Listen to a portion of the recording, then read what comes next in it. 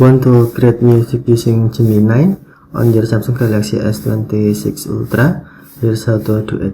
Open the Google Gemini on app your phone.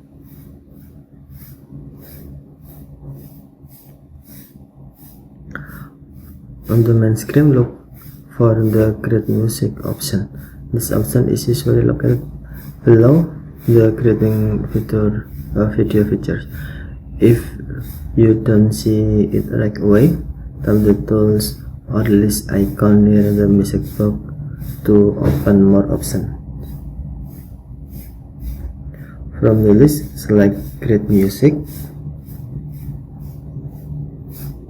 You can select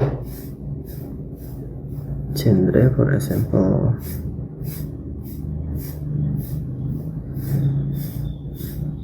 K-pop. Okay, now type a description of the music you want to generate. For example, create a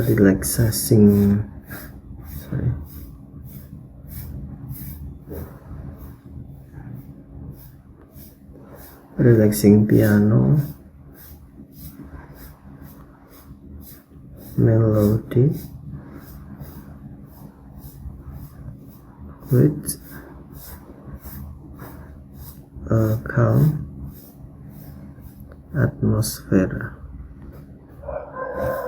Then send the prompt and wait a moment while Gemini generate the music.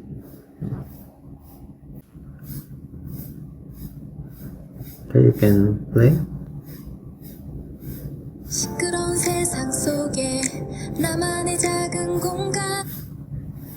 And it's how to create AI music using Gemini on your Samsung Galaxy S26 Ultra.